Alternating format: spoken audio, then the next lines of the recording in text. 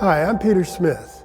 I'm the Orkin Chair and Professor of Innovative Practices at the University of Maryland University College, and I'm delighted to be here at Symposium 2019 with the CLO annual meeting. I've just finished a book called Free Range Learning in the Digital Age, and the third section of that book is called A GPS for Learning and Work. And what I say when I open that section is that we're all familiar today with getting in your car and you want to go to grandma's for Thanksgiving, and you punch in the directions and it'll show you the quickest way to get there. It'll show you the scenic route. It'll show you where the traffic and the problems are. We don't think anything of it. But when it comes to finding a job, keeping a job, getting a new job, there's no such apparatus. And that's the thing I want to talk to you about today. But I'm going to start by taking a step back and talking to you about the general situation which working adults in this country and adults who are looking for work face when they come out of school or if they miss school, because there's a human component to this that is vital to understand. And then I'm going to talk a little bit about the colleges that we have. I call them adult-friendly colleges, and in fact, UMUC is one of them. There are several, and I write about them in the book as a pretext to getting into the GPS for learning and work. The background for this book is that there is enormous disruption headed for higher education and work placement and work training. And the thing that's important for us to understand is historically, whether you're on the business side of it, the employment side of it, or the higher ed side of it, you control the conversation, you control the variables, you control the drivers.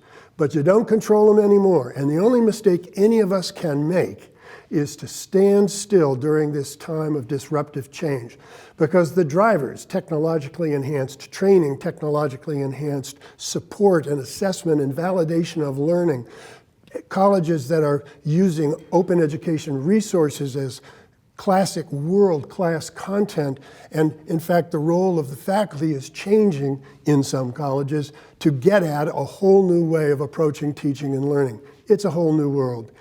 What's important for us to understand is that we don't control those drivers anymore. They are in the community beyond our boundaries as educators and employers, and we're either going to adjust and adapt and innovate, or we're going to be in the soup. And so that is where I started with this book. I interviewed about 50 people, adult learners and workers. I interviewed many educators, and I interviewed businessmen and women, either in the proprietary side or in the nonprofit side, who are trying to do something about this problem. The thing to understand, and the stories in this book, I think tell a compelling human story. And we need to remember, this isn't just about dollars and cents. It's about people's lives. It's about respecting the learning they've done. It's about respecting their need and their ability, their capacity to do work that they are not allowed to do because the learning in many cases they've done is not valued by either employers, frankly, or higher education. I call it knowledge discrimination in the book. We discriminate in favor of where you learned something, not how well you know it. And that's crazy in a world where learning is ubiquitous, where knowledge is everywhere. And what I learned as I was interviewing these learners is that there is talent and capacity walking around this country. Some people say as many as 50 million people who have a high school diploma and some college and no degree. We've told them that it's their fault, when in fact, when life intervenes and somebody has to just deal with the circumstances in their own personal or family or professional life, that isn't their fault many of the time, most of the time. That is life happening, and it's happened to all of us. So we've got all this talent and capacity walking around. People are learning all the time, formally and informally. You learn in the military, you learn in the union hall, you learn on the job experientially, and you learn from life. Yet we ignore that all. I interviewed people in this book who were furious. One fellow said, I've been passed over 3 times for a promotion in my job, even though I've done the job when my supervisor left and everyone said, you did a great job, because I didn't have the degree. I drive by that campus every day going to work and coming home, and I shake my fist because that's no city of opportunity shining on the hill. That's a castle of privilege with the drawbridge drawn up. There's no place for me there. And he it's okay for him to feel that way, because what he's beginning to do is say, this ain't my fault. And it's not all his fault. He may share some responsibility, but when you multiply that times 40 million, and what's changing, the capacity to do something about it at scale for thousands and thousands, indeed millions of American adults, then it becomes something that we need to really think about. Adult-friendly colleges. Colleges, and there are several of them. I wish I could say hundreds. I don't believe that to be the case. UMUC is one of them. But what they're doing is wrapping their resources around the learner. Rather than saying one size fits all, do it my way or hit the highway, they're saying, what's your life situation? What kind of support do you need?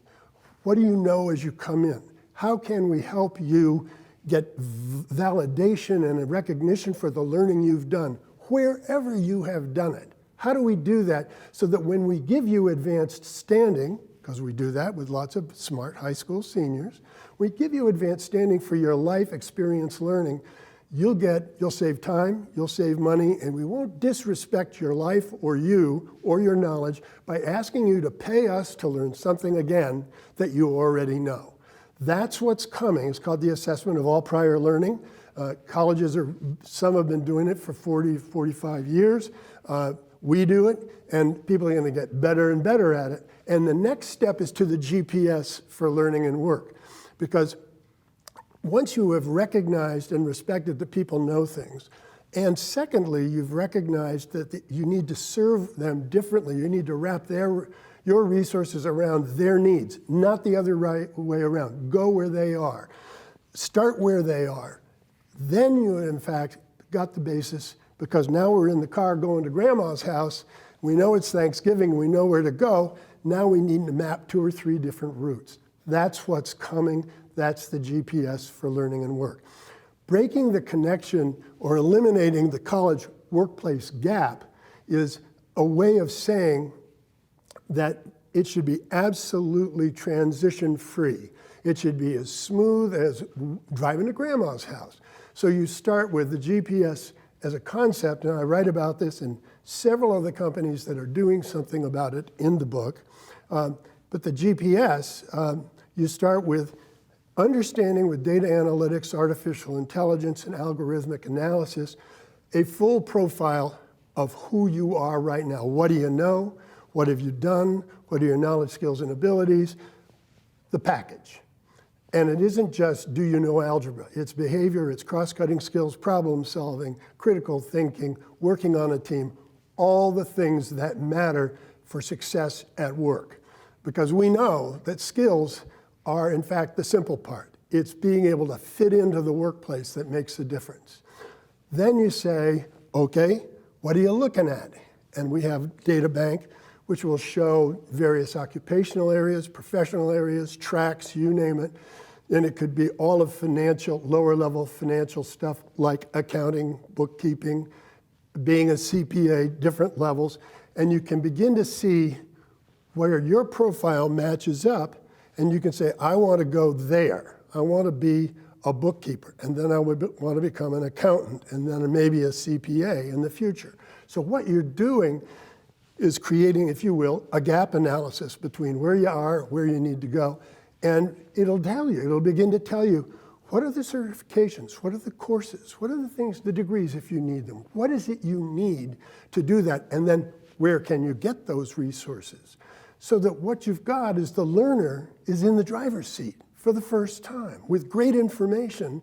And then, oh, by the way, you want to be a bookkeeper? There are 500 jobs available within 100 miles of you.